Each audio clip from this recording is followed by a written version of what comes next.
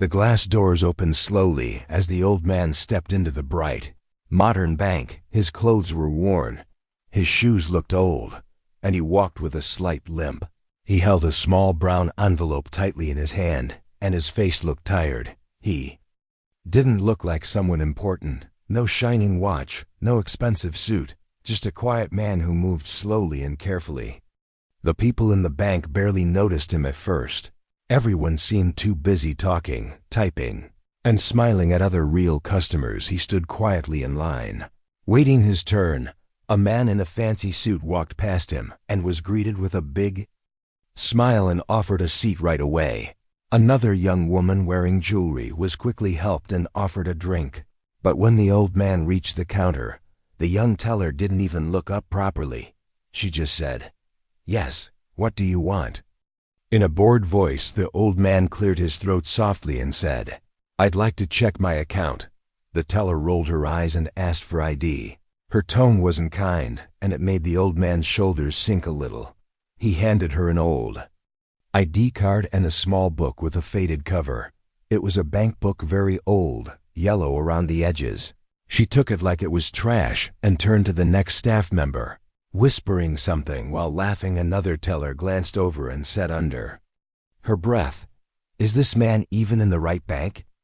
A few others giggled quietly, thinking the old man couldn't hear them. But he did. He stood there, hearing every word. But he didn't say anything. He just waited, calm and patient. The teller didn't even check the account right away. Instead, she kept looking at her phone and chatting with her coworkers. The old man stood there for 10, 20, then 30 minutes, just waiting. Not once did anyone offer him a chair, water, or help. He stood alone like a forgotten statue, while others were served with care. One of the junior staff leaned over to the teller and said with a smirk, "Maybe he just wants to cash in some coins." The teller chuckled. "This is a private client branch. What is he doing here anyway?" Their voices weren't loud, but they weren't trying hard to hide their words either. Some customers nearby heard them and gave small laughs. Some looked uncomfortable, but no one said anything. Still, the old man stood without complaint. Finally, after a long wait, he softly said again, "Please, I'd like to check on this account. It's important to me." The teller looked at him like he was wasting her time. She picked up the bank book again and flipped through the old pages. She glanced at the account number and started typing lazily. Into her system nearby, a senior officer who was walking past noticed the account number from a distance. He paused, leaned in, and asked, "Wait, which account is that?" The teller rolled her eyes again. "Some old man's account. Probably nothing in it," she laughed. "Maybe a couple dollars from the 1980s. The senior officer didn't laugh. He looked at the account number again, his eyes narrowing. Then he quietly said, "Put that number in the secure system now." The teller looked surprised but did as he said. Meanwhile, the old man still stood calmly, like nothing bothered him. He had come with a simple request, but no one saw who he really was. Not yet. The staff kept treating him like a nobody, but something was about to change. Something that would make everyone in that bank fall silent. He wasn't just an old man with a crumpled bank book. He had come with something much bigger than they ever expected. But for now he waited, still holding that brown envelope in his hands, still patient, still silent. And the bank workers? They had no idea what kind of storm they were about to walk into. All because they judged him by how he looked, not by who he truly was. The room still buzzed with laughter and casual talk. But soon, that buzz would stop, because the truth was already sitting right in front of them. Dressed in old clothes, holding a secret worth millions, the teller continued typing slowly, still not taking the old man seriously. She looked bored, her fingers tapping on the keyboard without any care. Behind her, another staff member leaned close and whispered, "I bet there's nothing in that account. Maybe he forgot he closed it long ago." The teller laughed softly and said, "We should give him a bus pass instead of a bank slip." They both chuckled, thinking their jokes were clever. The old man, Harold, heard every word, but he didn't say anything. He just stood there, quietly waiting. holding his old bank book and the brown envelope close to his chest. He didn't get angry, he didn't shout. He just watched as the workers continued to mock him. As if he was invisible, two younger workers walked past him. One of them smirked and said, "This guy thinks he owns the place. Poor grandpa probably thinks he's still in the 1950s. They didn't even look at Harold's face. They only saw his worn-out coat, his scuffed shoes, and his gray hair. They assumed he was poor, confused, or just wasting their time. Harold finally spoke again, his voice soft but clear. "I would like someone to check the balance carefully, please." The teller rolled her eyes and said, "Sir, we already told you, this is a private banking branch. It's for our high-value clients, not regular walk-ins." She didn't finish her sentence, but everyone understood what she meant. Another customer who was waiting in line watched the scene and frowned. He whispered to his wife, "They're being so rude to him, poor man." But he didn't step in. No one did. Everyone just watched, unsure what was really going on. Harold gently placed the bank book on the counter and opened it to a page where faded numbers could still be seen. The teller glanced at it with disinterest, but the moment her eyes landed on the account number, something flickered in her expression. She typed it again, this time more carefully. Something about it felt strange. It didn't look like a normal account. Still, she shrugged it off and said, "Probably a system error. Maybe it was someone else's account and got closed decades ago." She leaned back in her chair, crossed her arms, and looked around the room. "I'm not going to waste my time chasing old records," she whispered to her coworker, who laughed again. Harold stood there as more customers entered and left. No one offered him help. No one apologized for the delay, even though he had been waiting longer than anyone else. He was treated as if he didn't matter. Then something strange happened. One of the senior bankers, a woman named Julia, walked by and noticed the bank book on the counter. She wasn't laughing. She had been with the bank for over 20 years and had seen all kinds of clients. She paused, picked up the book, and her eyes widened. "Where did you get this?" she asked Harold. He replied calmly, "This is my account. I opened it many years ago. I just came to check on it." Julia looked closely at the account number, her fingers trembling slightly. This account is still active," she said slowly, "and it's flagged." The teller looked confused. "Flagged for what? Fraud?" Julia gave her a sharp look. "No, it's flagged as ultra-high value. This is one of the top-tier legacy accounts from before the system update. This client has a priority status." The room suddenly felt colder. The staff who had laughed just moments ago now stood frozen. Their smiles disappeared. The teller swallowed hard and looked at Harold again. This time really seeing him for the first time. Julia didn't waste a second. She called the branch manager, whispered something in his ear, and his face turned pale. He rushed over and said, "Sir, please come with me to the private office. We'll handle everything personally from now on." Harold looked at the staff, the same ones who had laughed, ignored, and insulted him. He didn't say anything. He just nodded quietly and followed the manager into the back. The teller sat there, staring at her screen. The number in front of her wasn't small.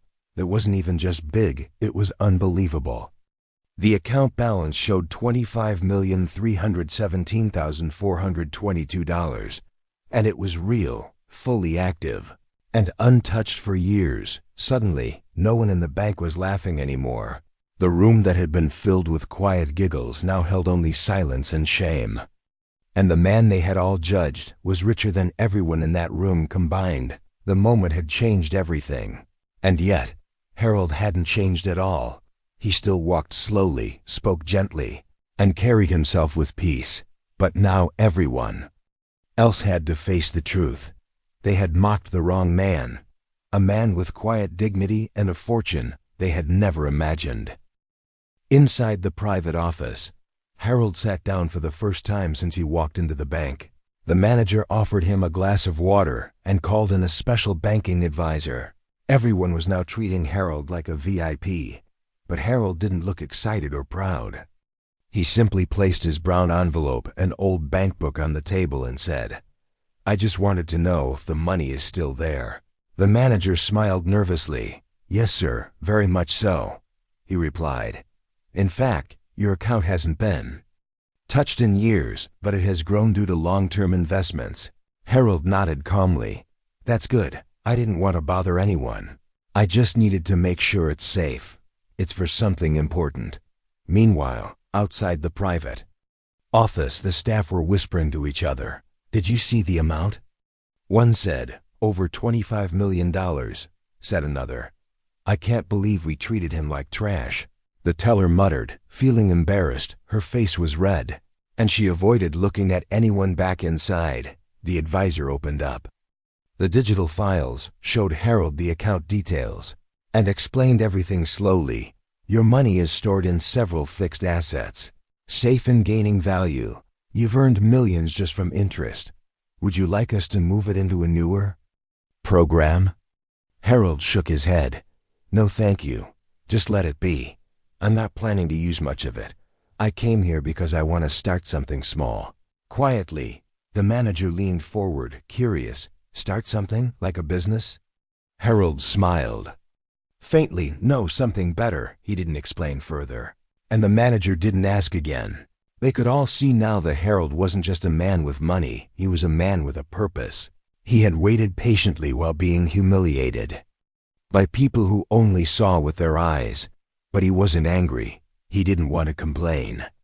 All he wanted was to complete something that mattered deeply to him. As the private session ended, Harold was escorted out of the room. This time, everyone stood aside to let him walk through. One security guard even opened the door for him. The same teller who once mocked him stood near her desk. Too ashamed to speak, Harold stopped in front of her. She looked down, avoiding his gaze. He gently said, "You seem busy. I won't take more of your time." She looked up slowly, her eyes full of guilt. "Sir, I'm really sorry. I didn't know." Harold smiled softly. "That's all right. Now you do."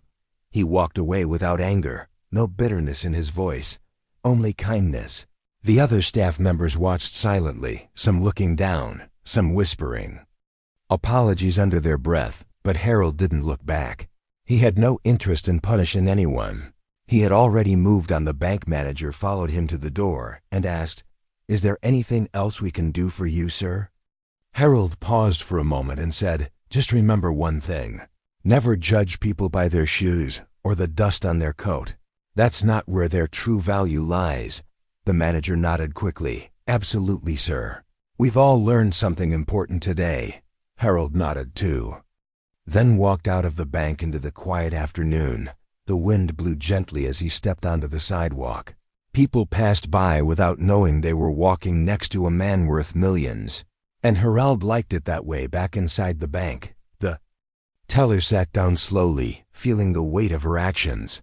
She kept remembering how she had joked about his shoes, how she had ignored his words, and now she had to live with the shame of treating a good man like he was nothing. The bank held a staff meeting that evening. The manager spoke seriously. "Today, we were reminded of something we should never forget. Every person who walks through our doors deserves respect, whether they wear diamonds or old shoes. We embarrassed this institution today, and we embarrassed ourselves. Let's never let it happen again." The team nodded silently, knowing he was right, but none of them would forget the man with the brown envelope and the quiet eyes, Harold, the man they mocked before they knew who he really was. And Harold? He walked home slowly, carrying nothing but his old envelope and a peaceful heart. He had proven something powerful without raising his voice, without revenge, without pride. He showed them that true wealth isn't always loud, it often walks in quietly and waits patiently to be seen. The teller stared at her screen, her hands frozen on the keyboard. She had just typed in the full account number and pressed enter, expecting to see a zero balance or a closed account message. But what she saw made her heart skip a beat. The numbers flashed across the screen, not in hundreds, not in thousands, but in millions $25,317,422. She blinked, thinking it must be a mistake. So she refreshed the page, but the number stayed the same. She leaned back in her chair slowly, her face pale. Her coworker, who had been laughing with her earlier, noticed her silence and asked, "What's wrong?" The teller didn't answer right away. She just turned the screen slightly toward him. His eyes widened. "Is that real?" he whispered before she could respond. The senior banker, Julia, walked over and saw the screen too. She nodded slowly, her voice serious. "Yes, it's very real. That's one of the oldest private accounts in our records." She looked at the teller and said sharply, "And you let this man stand in line for nearly an hour?" The teller didn't know what to say. Her face turned red with shame. Word spread fast across the floor. The same people who had joked about Harold's shoes and old clothes were now silent. No one was laughing anymore. No one was whispering. Everyone stood still, watching through the glass as Harold sat calmly in the private office, talking quietly with the manager and advisor. The branch director was called immediately, and he rushed into the building in a panic. "Where is he?" he asked. "Where is Mr. Harold?" The staff pointed to the private office. The director adjusted his tie and said, "Get me his file, and someone bring refreshments now." Suddenly, the man they ignored became the most important person in the bank. Inside the private office, Harold was as calm as ever. The manager was showing him charts and reports, carefully explaining how his money had grown. "Sir, your investments in real estate and long-term bonds have done very well. You haven't touched the account in over 2 decades, but it has gained steadily." Harold nodded, not surprised. "That's good. I trusted the bank would handle it," he said softly. "But it's not about the money." The advisor looked up. "Sir?" Harold took a deep breath. "This money, it's for others, not for me," the manager asked gently. "Do you want to transfer it to a family member?" Harold shook his head. "I don't have family left, but I do have a plan." He didn't say more, just smiled and looked out the window, watching the people on the street walk by back outside the office. The atmosphere had completely changed. The same employees who had laughed were now quiet, some looking at the floor, some sneaking glances at the office door. The teller felt sick to her stomach. She remembered every rude word she had said, every moment she had ignored Harold or rolled her eyes. Now, all she wanted was to hide. The branch director knocked gently and entered the office, smiling politely. "Mr. Harold, I'm terribly sorry for the way you were treated earlier today.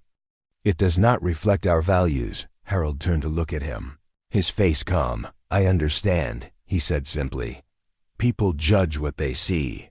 That's normal." The director tried to smile, but he felt uncomfortable. "Still, we'd like to make it up to you. If there's anything you need, anything at all, we will provide it right away." Harold nodded. "All I need is for my account to remain safe, and for my future instructions to be followed quietly." "Of course," said the director. "We will assign you a personal manager and ensure VIP treatment at all branches." But Harold didn't ask for a driver or a private office or any special attention. He asked for peace and privacy. He didn't want luxury, he just wanted dignity, something they had denied him earlier that day as Harold stood to leave. The staff lined up near the entrance, not because they were told to, but because they wanted to show respect. Some looked him in the eye and said sorry. Others stayed quiet, too ashamed to speak. The teller stepped forward slowly and said, "Mr. Harold, I'm truly sorry for how I treated you." Harold looked at her, his expression soft but firm. "I forgive you," he said, "but don't let this lesson go to waste. You may meet another person like me one day, and next time, I hope you treat them better." She nodded quickly, tears forming in her eyes. Then Harold walked out the door, just like he had come in, slowly, quietly, with his brown envelope under his arm. But everything had changed. Now they knew who he really was, not just a wealthy man, but a man with grace, patience, and wisdom, and the silence he left behind was louder than any speech he could have made. As Harold stepped outside the bank, The bright sun hit his face, but he didn't squint. He simply looked around, taking a deep breath. The street was the same. The people were the same. But something had changed inside that building forever. Behind the glass doors, every bank worker was still standing quietly, many of them feeling embarrassed, ashamed, and even a little nervous inside. The teller sat at her desk, still thinking about what had just happened. Only an hour ago, she had laughed at this old man, joked about his clothes, ignored his request. And now she had just witnessed something she would never forget. He was a millionaire. Not only that, but a kind man who didn't yell or insult anyone, even after how they treated him. Meanwhile, Harold walked slowly down the street toward a small coffee shop nearby. He didn't need anything fancy, just a quiet place to sit in. Think.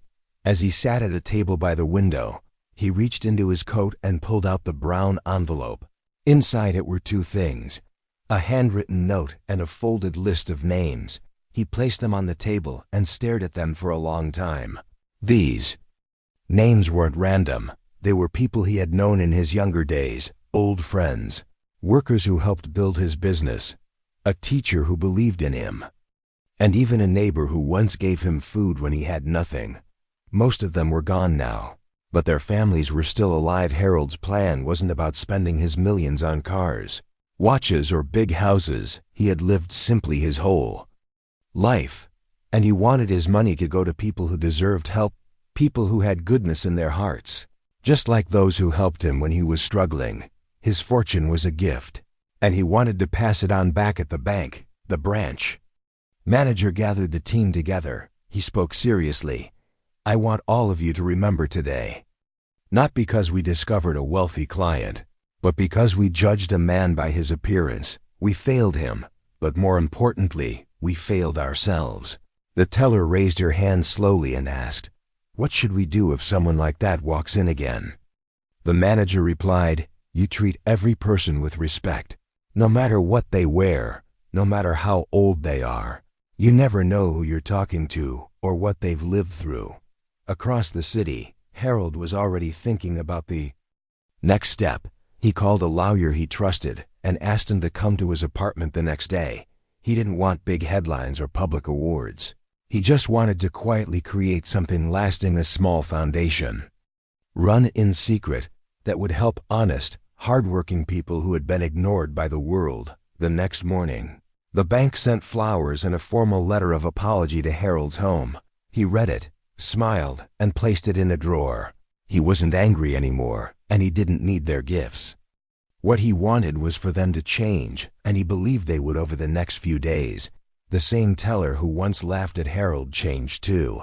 She found herself helping more elderly customers with a smile, offering them chairs, listening patiently. Her co-workers noticed, and slowly, the whole branch became more caring, more respectful, more human. Harold didn't return to the bank for a while, but his presence stayed there like a quiet echo. His story spread among employees in other branches. Some thought he was just a legend. Others knew he was real. But all of them learned something important: riches aren't always loud, and respect should never depend on how someone looks. Weeks later, Harold's lawyer filed the papers for the foundation, giving it a name that meant something only to him: Grace House. A name his mother once used when they lived in a broken-down home full of love and struggle.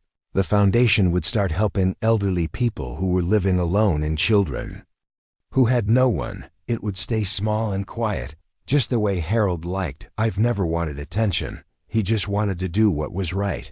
And even though the bank had disrespected him, he left them with a gift they didn't expect: a powerful lesson in humility, kindness, and dignity. And the teller? She kept working at the bank, but she was never the same again.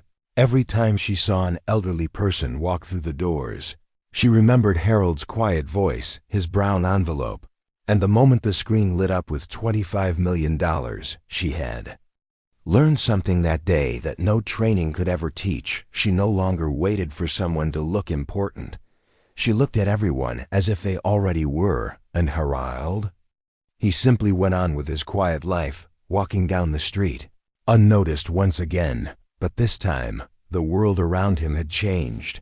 One small act, one quiet man, and a fortune that spoke louder than any words ever coulda. Few weeks passed, and life inside the bank slowly returned to normal. But one thing was different. The staff no longer judged people by their clothes or age. They smiled more, listened better, and treated everyone with quiet respect. The lesson Harold had left behind was still fresh in their minds. One afternoon, a man in dirty work clothes entered the bank. His boots were muddy, and his hands were rough. Some customers glanced at him with confusion, but the teller who had once mocked Harold stood up, walked to him, and said kindly, "How can I help you today, sir?" That was the change Harold brought. Without even trying far from the bank, Harold sat at home in his small apartment. His place was neat and simple, with old furniture and shelves filled with books and photo frames. One of the photos showed him as a young man standing beside an old truck. He had once delivered fruit and vegetables door to door, working long hours, saving every coin he could now, years later. He had millions in his account, but not much had changed in his lifestyle. He still made tea the old way, still wore the same brown coat, and still walked to the corner shop every morning. But something inside him was alive. His plan was moving forward. The lawyer Harold had called earlier visited him again. This time, they were finalizing the legal work for the foundation. Grace House, it would be a small, quiet group that helped elderly people, single mothers and orphan children, the kind of people who were often forgotten, just like Harold once was. The lawyer, Mr. Reynolds, asked, "Would you like your name to be listed as the founder?" Harold shook his head. "No, it's not about me. It's about giving people a second chance, just like I was given." Mr. Reynolds smiled. "You're a rare man, Harold. Most people would want their name in gold letters." Harold chuckled. "Gold fades, kindness doesn't." That same week, Grace House quietly sent help to 5 elderly people who had been struggling to pay rent. None of them knew where the money came from. They just received envelopes with enough to help them sleep peacefully at night. In another town, a young mother found groceries and diapers waiting at her door with a note that read, "You are not alone." Harold never went to see their reactions. He didn't need to. He only wanted to know they were okay. That was enough for him. One evening, as Harold walked through the park, he saw a group of teenagers mocking an old man who had dropped his cane.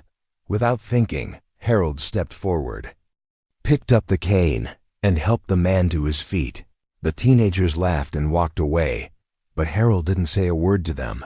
He just asked the old man, "Are you all right?" The old man smiled. "Thank you, son. Most people just walk by," Harold replied. "They only walk by because they forgot how to look." He knew this world didn't always see people clearly, just like the bank workers didn't see him clearly that day. But instead of getting angry, Harold had chosen to teach them a better way by example at the bank. The manager decided to include Harold's story in their new staff training. It wasn't about the money, it was about humility. They called it the Harold lesson. New employees were taught that every person who walks through the door could be carrying something powerful, even if it wasn't visible. The teller who had once laughed the loudest was now the most careful and kind. One day, a young intern asked her, "Why are you always so respectful to old people?" She looked at him and said softly, "Because one day I wasn't. And I still regret it." Harold didn't visit the bank again, not because he was upset, but because he had no need. His account was safe, his plans were working, and his heart was full. He spent his days quietly doing small things that made big differences. He donated books to schools, bought shoes for children in shelters, and sent letters of hope to people who had none. And still, no one knew who was behind it. They only called him the Invisible Angel. But Harold didn't care about the name. He only cared that people felt less alone, less forgotten, and more human. His brown coat remained the same. His small apartment remained the same. But in the lives of many people across the city, Harold had become the reason they smiled again. He had once been laughed at by strangers who thought he was poor. Now, those same people had changed because of him. Not through revenge, not through shouting, but through quiet kindness and unshakable grace. That was Harold's way, and the world was slowly becoming better because of it. One morning, the city woke up to an article in the local newspaper. It talked about a small, quiet foundation called Grace House that was helping people in need. The article didn't mention who started it, but it described the impact, how elderly people were finding rent paid, groceries delivered, and medical bills covered without asking. It also told the story of a struggling single mother who found baby formula and clothes outside her door with a simple note, "You are loved. Keep going." People across the city were moved. Some cried, some smiled, and many wondered who was behind it. But no one could find a name. There were no public events, no press meetings, no interviews, just small acts of kindness happening quietly like magic inside the bank where everything had begun. The staff read the article too. The teller who once mocked Harold read it twice. Her hands shaking, she knew deep inside who had done it. She whispered to herself, it was him. The branch manager called the team together and said, "I want us to remember the lesson Mr. Harold left with us. What he taught us wasn't about money, it was about dignity. And now look, he's changing the world without even saying a word." The bank staff decided to do something special. They didn't want publicity, just a personal gesture. So they each wrote a small thank you note, and the manager delivered them quietly to Harold's building. He knocked, handed the envelope to the front desk, and left without a word inside. That envelope were simple notes, handwritten by the same people who once laughed. Each one said thank you. Some said sorry, others said how much they had learned. One note from the teller read, "I judged you unfairly, but because of you, I've become a better person. Thank you for not turning your back on us." Harold read each note that night. He didn't cry, but he smiled with quiet joy. He placed the notes inside the same brown envelope he once brought to the bank. Then, he placed it in his desk drawer, along with the list of names and the photo of his younger self standing beside his old truck that weekend. A young reporter who had heard about Grace House tried to find out more. She tracked down Mr. Reynolds, the lawyer, and asked, "Who's behind all this kindness?" Mr. Reynolds smiled and said, "All I can say is it's a man who knows what it means to be invisible and still chooses to see others." Back in the park where Harold often walked, he saw a little boy crying near a bench. Harold sat beside him and asked gently, "Why are you sad, son?" The boy sniffled, "My dad left and I think it's my fault." Harold shook his head slowly. "It's never a child's fault when an adult makes a bad choice. You are not to blame, you are strong, and you are not alone."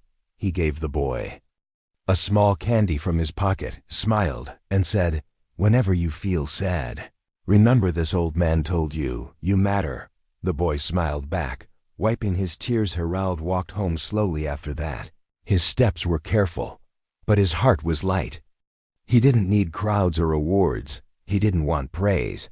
All he ever wanted was to make sure others were seen, loved, and respected, even if the world had once forgotten him. Inside the bank, the story of Harold had become more than just an incident. It became a training tale for every new employee. They were taught not just how to handle money, but how to handle people. They learned that sometimes the richest person in the room is the one no one notices until it's too late. The teller, now more experienced and wiser, often trained the new interns herself. She always ended her talk with the same words. "I once laughed at a man who turned out to be a hero. Don't repeat my mistake. Treat every person like they're carrying a story you don't know." Grace House continued to grow silently. It helped more people every month, always anonymously, always quietly. No one saw Harold delivering groceries or sending letters, but somehow, the help always came when needed. Most people started calling the mysterious helper the quiet guardian, not knowing he lived in a small apartment just like theirs. With old shoes and a kind smile, one day, the city announced a special event to honor unsung heroes, people who made a difference without asking for attention. The mayor himself invited Harold, but Harold kindly declined. "Let others take the stage," he said. "I'm happy in the background." As night fell, Harold sat by his window, looking at the stars. He didn't feel old. He didn't feel forgotten. He felt fulfilled. In a world that once ignored him, he'd become a reason others felt seen, and all he had done was choose kindness when others chose pride. Months passed, and the city grew quieter in the early mornings. But something new had started to change. Quietly, kindness was spreading. Harold's secret work through Grace House was touching more lives than anyone could count. People who once felt invisible now found a small light in their darkest days. One chilly autumn morning, a large event was held at the city hall. It was a charity gathering, but unlike others, this event honored people who helped without asking for praise. The mayor stood at the podium, talking about heroes who made a difference silently. Without mentioning any names, he said, "Sometimes the greatest gifts come from those who ask for nothing in return." At the back of the room, among a small group of invited guests, Harold quietly sat. His brown coat was clean but simple. His eyes scanned the crowd, but he stayed humble, unnoticed by most. A few people recognized him: bank staff, lawyers, and some of the people helped by Grace House. The room was full of applause for the unsung heroes. But when the mayor announced a special surprise, a major, anonymous donation for veterans and homeless seniors, everyone looked around, wondering who had given it. Whispers started. Guesses were made. But no one knew for sure. Harold didn't stand up. He didn't ask for a spotlight. He just smiled softly. Knowing the money was being used to build homes, provide medicine, and warm meals, that was enough for him. His heart was full. After the event, a few bank employees approached Harold quietly. They shook his hand with respect and said, "Thank you for teaching us what true wealth really is." One young teller said, "I still remember the day you walked into our bank." And I laughed. "I'm sorry for that." Harold smiled warmly. "We all make mistakes, but we learn." The mayor came over and said, "Mr. Harold, you inspire many. Would you consider sharing your story?" Harold shook his head gently. "My story is not important," he said. "What matters is the kindness we give to others, not the attention we receive." As the night grew darker, Harold walked out into the cool air. The streets were quiet, and the city lights twinkled softly. He felt a peace he hadn't known before. His journey from being mocked to becoming a secret guardian had changed not only him, but many around him. At his small apartment, Harold placed a new envelope beside the old one. Inside, he wrote a note. "True wealth is not what you keep, but what you give." He closed his eyes and whispered, "I hope the world remembers this long after I am gone." And so, the old man who once entered a bank with worn shoes and a crumpled book became a legend, not for his money, but for his heart. A man who showed the world that respect and kindness are the greatest treasures of all. Harold's story traveled quietly through the city, inspiring others to look beyond appearances, to see the value in every person they met, and to remember that sometimes the richest people are those who live humbly but give endlessly in the end. The bank workers who once laughed learned a lasting lesson. The city that once ignored him learned to care. And Harold? He continued his quiet life, a guardian in the shadows, proving that true power lies not in wealth, but in kindness that touches lives unseen.